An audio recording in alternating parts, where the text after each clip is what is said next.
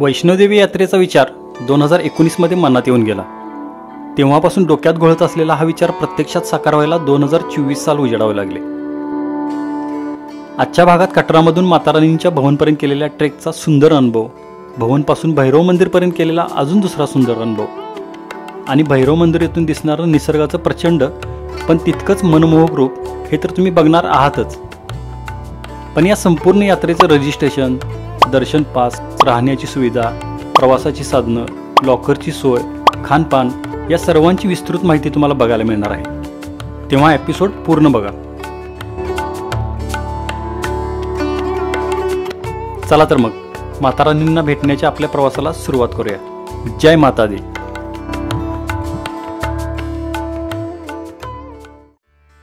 वैष्णोदेवी यात्रा ही संपूर्ण वर्षभर चालणारी यात्रा आहे। त्यामुळेच मातेच्या दर्शनासाठी येणाऱ्या देशविदेशातील भक्तांची नेहमीच गर्दी या ठिकाणी आपल्याला बघायला मिळते।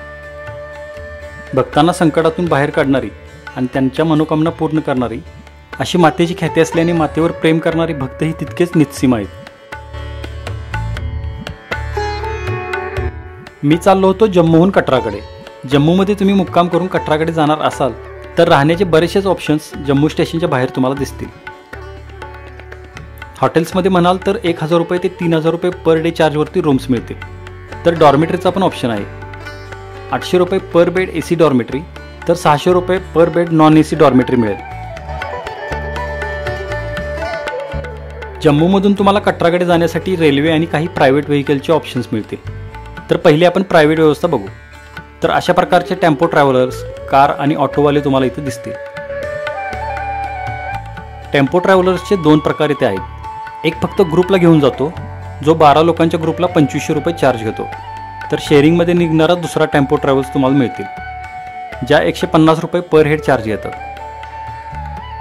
तुम्हाला जर कारने जायचे असेल तर 1750 रुपये चार्ज आहे।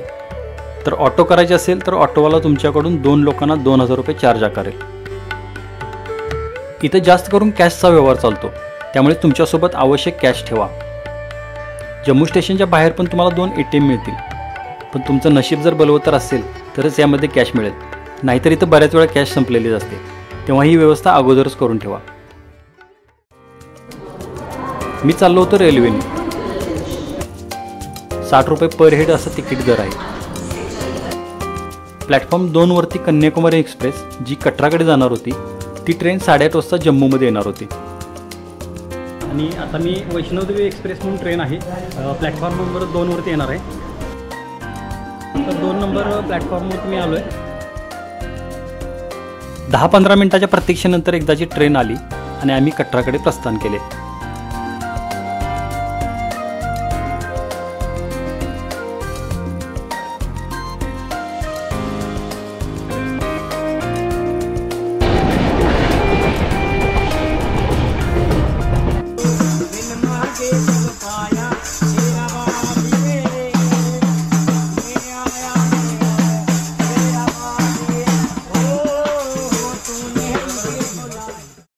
साधारण 1.5 तासात आम्ही कटरा स्टेशनला येऊन पोहोचलो। स्टेशनवर पोहोचल्यावर बाजूच्या पहाडांवर नजर मारली तर मातारानींच्या दरबाराची पहिली झलक बघायला मिळाली। हे दृश्य इतकं सुंदर होतं की कधी एकदाची यात्रा सुरू करतोय अशी उत्सुकता निर्माण झाली।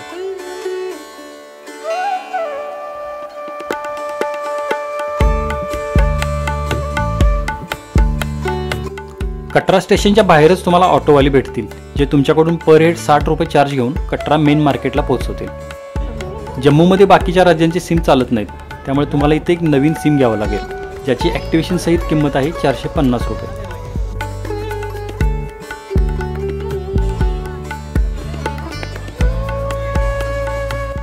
कटरामध्ये आल्यावरती तुम्हाला सर्वात अगोदर एक काम करावं लागेल, ते म्हणजे यात्रा रजिस्ट्रेशन पर्ची बनवणे।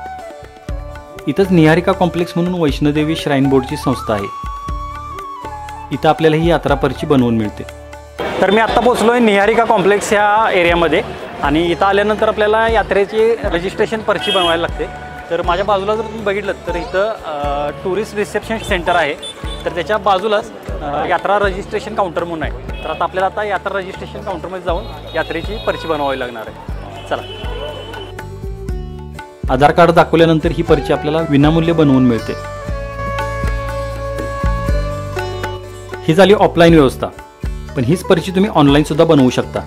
त्यासाठी तुम्हाला वैष्णोदेवी श्राईन बोर्डच्या वेबसाईटवरती जाऊन रजिस्ट्रेशन करावे लागेल.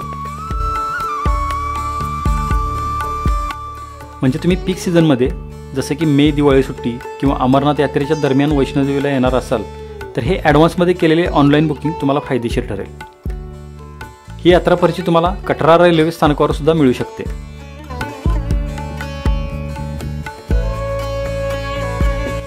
आता तुम्हाला कटरामध्ये राहण्याची व्यवस्था काय आहे ते दाखवतो. वैष्णोदेवी श्राईन बोर्डकडून हे निहारिका कॉम्प्लेक्स म्हणून चालवले जाते. इथं तुम्हाला रूम्समध्ये डबल बेड, 4 बेडची सुविधा मिळेल. तुम्हाला फुल स्टे किंवा शॉर्ट स्टे करायचा असेल तर चार्जेस असे आहेत. इथं निहारिका कॉम्प्लेक्समध्ये तुम्हाला डॉर्मेटरीज पण मिळतील. ही श्राईन बोर्डची शक्तिभवन म्हणून डॉर्मेटरी आहे जी निहारिका कॉम्प्लेक्समध्ये आहे आपल्याला, आणि इथं पर बेड 150 रुपये प्रमाण आपल्याला मिळतो. शक्तिभवनसारखेच आशीर्वाद भवन पण या कॉम्प्लेक्समध्ये आहे. तेथेही डॉर्मेटरी सेम रेटला मिळतील. तसेच त्रिकुटा भवन म्हणून आहे जे कटरा बस स्टँडपासून 1 किलोमीटरवरती आहे. तेथेही तुम्हाला सेम रेटमध्ये डॉर्मेटरीज मिळतील. कटरा मार्केटमध्ये तुम्हाला राहण्यासाठी बरेचसे हॉटेल्स मिळतील जे 1000 रुपये ते 3000 रुपये पर डे रेट चार्ज करतात. शक्तिभवनमध्ये तुम्हाला तुमच्याकडचे एक्स्ट्रा सामान ठेवण्यासाठी क्लॉक रूमची पण सुविधा मिळेल जी की फ्री आहे. निहारिका भवनमध्ये तुम्हाला राहण्यासोबतच अजूनही बऱ्याचशाच उपयोगी सुविधा बघायला मिळतील. जसं की निहारिका भवनच्या बरोबर समोर हेलिकॉप्टर बुकिंगची सर्व्हिस आपल्याला मिळते. तर ती एकदा कशी आहे ते आपण बघूया.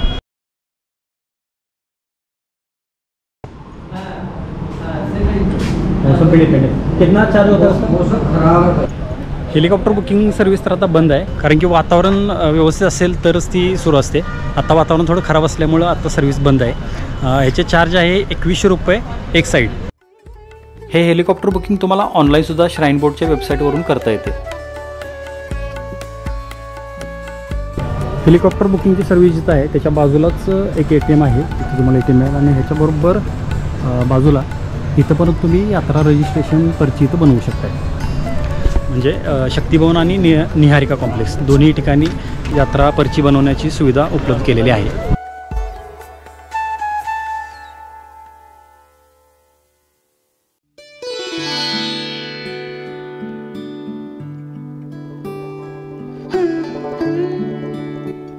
फायनली आम्ही मातारानींच्या दिशेने निघालो होतो.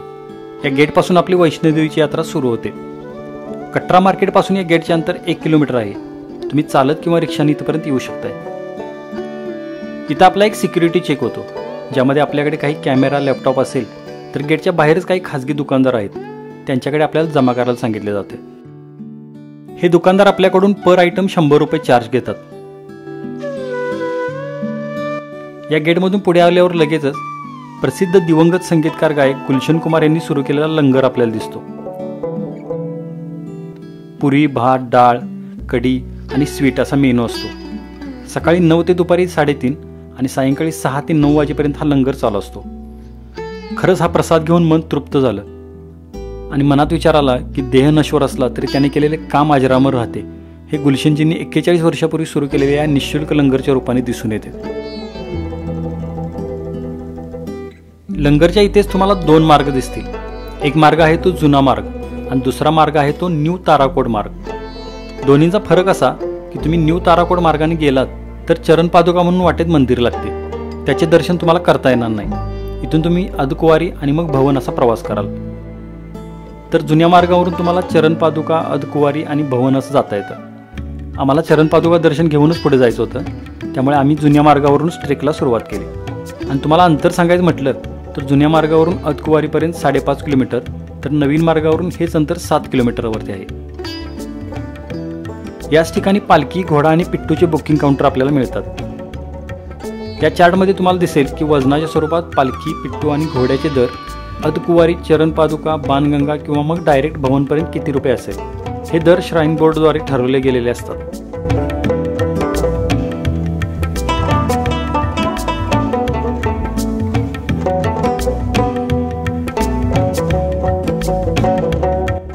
तुमच्याबरोबर जर लहान मुले असतील तर ही बाबा गाडी करू शकता. याच बाबा गाडीवरती तुमच्या बॅग ठेवून पण हे लोक वरती घेऊन जातात. ह्या गाडीचा रेट अदकुवारीपर्यंत 340 रुपये इतका, तर अदकुवारीपासून भवनपर्यंत 340 रुपये इतका असतो. पालखीचे रेट्स माहीत करून घेतले तर ते सीझननुसार बदलत असतात. हे रेट 6,000 रुपयेपासून ते 25,000 रुपयेपर्यंत असतात. आम्ही ही यात्रा जुलैमध्ये करत होतो, त्यावेळी हा दर 10,000 रुपये इतका होता.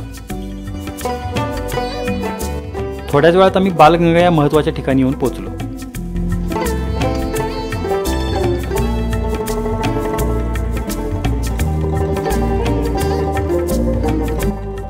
या जागेचं आध्यात्मिक महत्त्व असं की मातारांनी ज्यावेळी या ठिकाणाहून जात होत्या त्यावेळी त्यांनी आपले केस धुण्यासाठी बाण मारून पाण्याची धारा प्रगट केली आणि आपले केस त्या पाण्याने धुतले.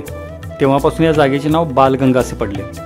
त्यामुळेच या पवित्र पाण्यामध्ये हातपाय धुणे किंवा आंघोळ करणे हे भाविकांमध्ये अतिशय शुभ मानलं जातं.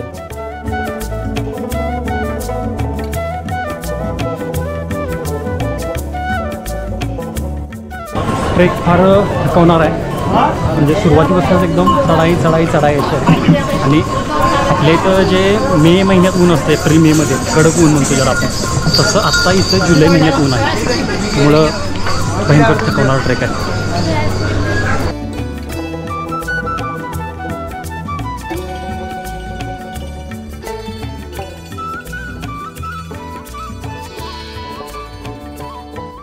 यात्रा मार्गामध्ये जागोजागी अशी वॉशरूमची सुविधा पण केलेली आहे आणि खरंच इथली स्वच्छता पण खूप चांगली आढळली मला. आता जसं जसं पुढं चाललो होतो यात्रेचा फीवर मन आणि डोक्यात चढायला सुरुवात झाली होती. मग काय, माताजींच्या नावाची ही पट्टी डोक्याला बांधली आणि माताजींचा जयघोष करून परत ट्रेकला सुरुवात केली. प्रेम से बोलो जय माताजी.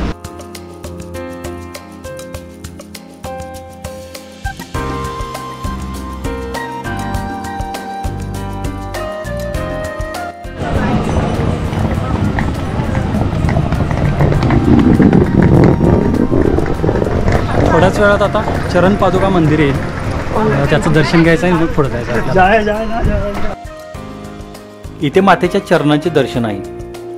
आख्यायिका आहे की इथून जाताना मातेने मागे वळून भैरवनाथांना बघितले होते आणि इथे त्या गुप्त होऊन अदकुवारीमध्ये कन्या रूपात प्रकटल्या होत्या.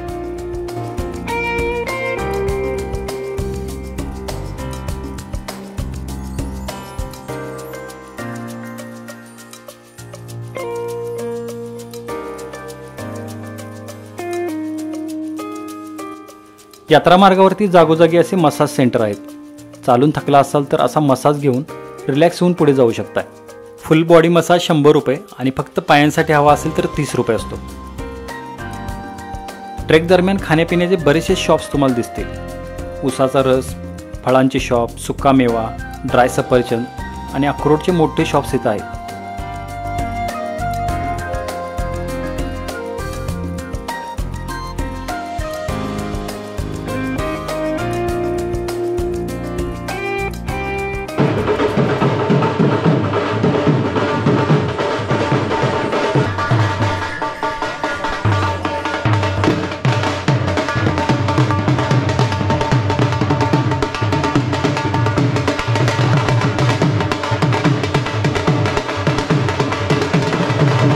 मातारानीचा जयघोष करीत श्रद्धाळू ढोलाच्या तालावरती मनसोक्त नाचत असतात.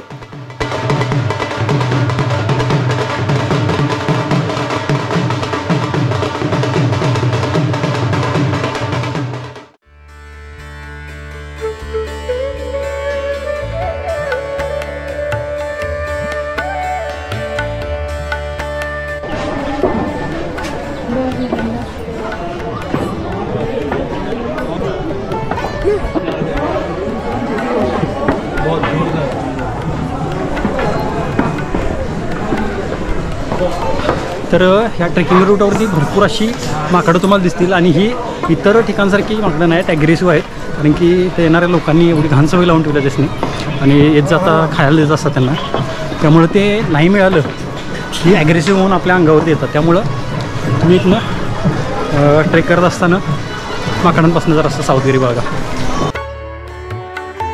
वाटेत जागोजागी असे पिण्याच्या पाण्याची सुविधा केलेली आहे.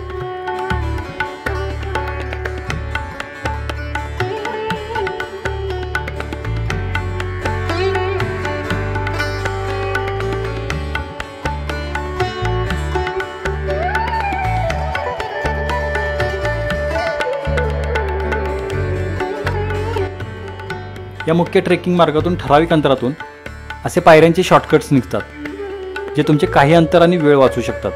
पण इथं बोर्डवरती स्पष्ट लिहिलेलं आहे की हृदयरोगी असणाऱ्या व्यक्तींनी याचा वापर करू नये, कारण हा शॉर्टकट स्ट्रीप असल्यामुळे श्वास फुलणे आणि पाय भरून येऊ शकतात.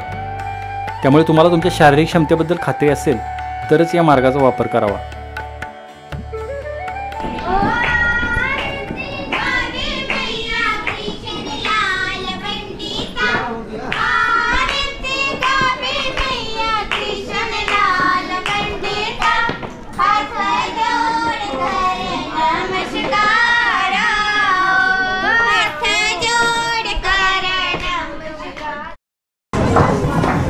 अर्धकुवारी पोहोचतोय आपण. कसं काय आतापर्यंतचा एक्सपिरियन्स? स्टार्टिंगला खूप दमायला झाले, आता काय नाही वाटत. आता युज टू झालं आहे वातावरणाबरोबर. यात्रा मार्गावरती असे स्पीकर लावलेले आहेत ज्यावरती माताजींची गाणी सतत चालू असतात. त्यामुळे यात्रा करत असताना वातावरणात आणि आपल्या मनात सुद्धा एक वेगळाच उत्साह आणि प्रसन्नता सतत जाणवत राहते.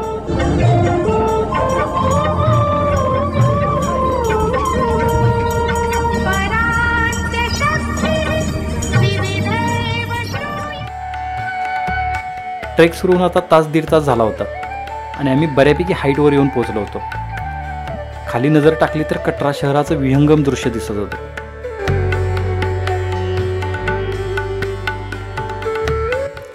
श्राईन बोर्डकडून भाविकांसाठी मार्गावरती असे विश्रामगृह बनवलेले आहे. इथं आपण थोडा आराम करून फ्रेश होऊन परत यात्रा करू शकतो. डिस्पेन्सरीची व्यवस्था पण इथं दिसून आली, म्हणजे कोणाला काही मेडिकल प्रॉब्लेम असेल तर इथं दाखवू शकता.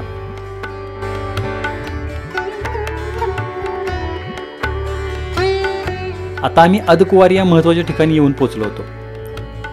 या ठिकाणाचं एक वैशिष्ट्यपूर्ण आध्यात्मिक महत्त्व असल्यामुळे सर्व भाविक या ठिकाणी थांबूनच मग पुढे जातात. इथे एक गुहा असून आख्यायिका आहे की मातेने इथं कन्या रूपामध्ये 9 महिने या गुहेत तपस्या केली होती. या गुहेमध्ये दर्शनासाठी बॅचेस करून भाविकांना पाठवले जाते. या पर्ची काउंटरवरून आपल्याला दर्शनाची पर्ची घ्यावी लागते, ज्यावर दर्शनाची वेळ दिलेली असते.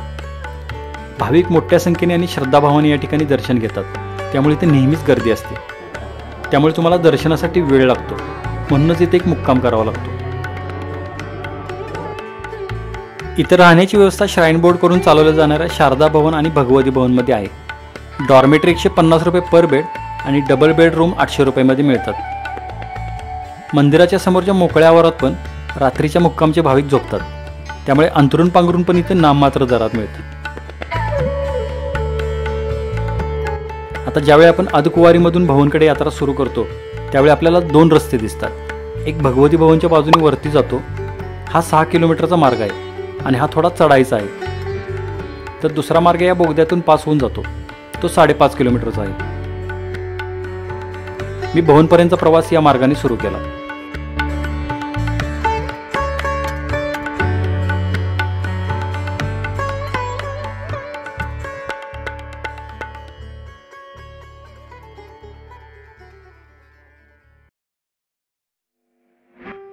आता हे जे 2 मार्ग दिसत आहेत, हा खालून आलेला मार्ग म्हणजे नवीन ताराकोट मार्ग, जो या ठिकाणी येऊन मिळत आहे. आणि आता इथून पुढे नवीन आणि जुना मार्ग एकत्र होऊन एकाच मार्गाने यात्रा पुढे सुरू होते. याच ठिकाणी तुम्हाला हे बॅटरी कारचे काउंटर पण मिळेल.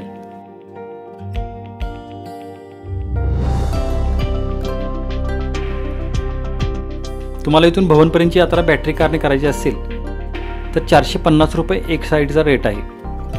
आपल्यासोबत 5 वर्षाच्या आतील मुले असतील तर त्यांना हा प्रवास मोफत असतो. बॅटरी कारची तिकिटे ऑनलाईन सुद्धा मिळतात. त्यासाठी श्राईन बोर्डच्या वेबसाईटवरती या बुकिंग ऑप्शनवरती आपल्याला जावे लागते. आता मी हिमकोटी या ठिकाणी आलो होतो. इथं श्राईन बोर्ड करून चालवलं जाणारं रेस्टॉरंट होतं. इथं आम्ही चहा आणि स्नॅक्स घेतला. चहा, बन आणि स्नॅक्सचे 51 रुपये झाले. रिजनेबल रेटमध्ये इथं सगळेच पदार्थ मिळतात.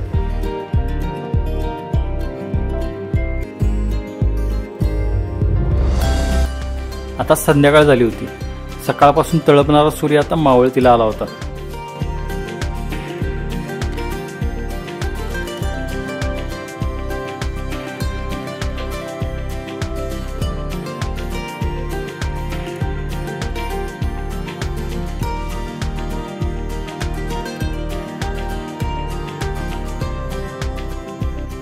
अंधार जसा जसा गडद होत गेला तसं दूरवर माताजींचे भवन लक्क प्रकाशात उजळून निघालेले दिसत होते. या एका ठिकाणी थांबून बघितले तर प्रकाशात उजळून निघालेला ट्रेकिंग मार्ग भवनला जाऊन मिळालेला दिसत होता. भवनपासून 100 मीटर अंतरावरती आपण पार्वती भवन जवळ येऊन पोहोचतो. इथं आपल्या जवळचे मोबाईल, स्मार्टवॉच, बेल्ट, बॅग जमा करावे लागतात. ही सुविधा निःशुल्क आहे. याच पार्वती भवनमध्ये टॉयलेट, बाथरूम पण आहेत, त्यामुळे तुम्हाला इथं फ्रेश पण होता येतं. ही पण सुविधा निःशुल्क आहे. भवनमध्ये शूटिंग अलाउड नव्हतं, त्यामुळे तिथं मी काय बघितलं हे सांगायचं झालं तर पार्वती भवनपासून पुढे गेल्यावरती दर्शन रांग एका सुंदर अशा स्कायवॉकवरून सुरू होते. सर्व भक्तांचा माताराणींच्या नावाचा जयघोष अखंड सुरू होता. थोड्याच वेळात आम्ही माताराणींच्या गुहेमध्ये पोहोचलो. गुहेत 3 शिवलिंग आहेत. माताराणी गुहेमध्ये पिंडीच्या स्वरूपात विराजमान आहेत. या गुहेत 3 पिंडे आहेत: मा काली, मा सरस्वती आणि मा वैष्णोदेवी. खरंच हे दर्शन माझ्यासाठी खूप खास होतं, कारण ते म्हणतात ना, चलो बुलावा आया है, माता ने बुलाया है. मी समजतो की हे माताजींचं बोलावणं होतं. त्यांनी मला त्यांचे दर्शन देण्यायोग्य समजलं. खरंच मी धन्य झालो. जय माता दी. आजचा मुक्काम आम्ही येथेच केला.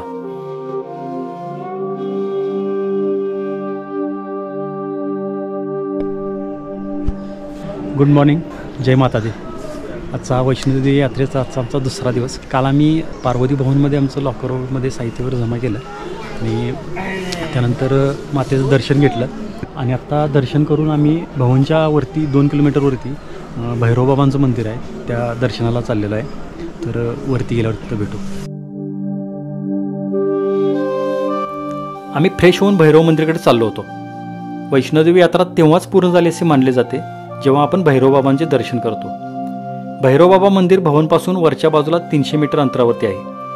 इकडे जाण्यासाठी हा मार्ग आहे, किंवा तुम्ही रोपवेने पण जाऊ शकता. रोपवेचे तिकीट 100 रुपये येण्या जाण्याकरता असते. भवनच्या जवळच हे रोपवे स्टेशन आहे.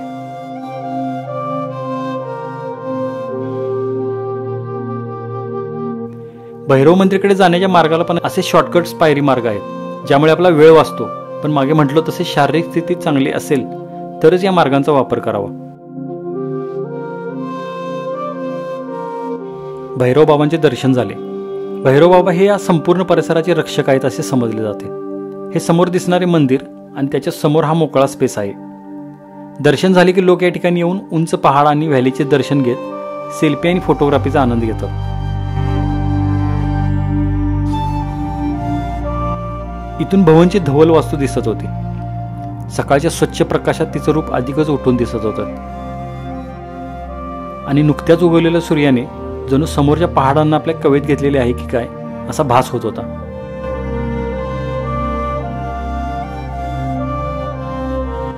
या बाजूला येऊन खाली बघितले तर हेलिपॅड आणि त्याच्या समोरचं कटरा शहर दिसत होतं. इथं बराच वेळ थांबून होतो. इथून जाण्याची इच्छा होईना, कारण इथून निघणे म्हणजे ही यात्रा संपली असा त्याचा अर्थ होता. पण नेमकी हीच गोष्ट नको वाटत होती. पण शेवटी यात्रा सफल झाली या आनंदाने आणि इथून निघावे लागत आहे या जड भावनेने माताजींच्या दरबाराचा निरोप घेतला. हा व्हिडिओ बघून तुम्हाला जर इथे येण्याची इच्छा झाली असेल तर हा मातेचा बुलावा आहे, आणि मातेचा बुलावा असेल तर कोणत्याही परिस्थितीत तो पूर्ण होणारच. म्हणून तर म्हटलं ना, चलो बुलावा आया है, माता ने बुलाया है. जय माता दी.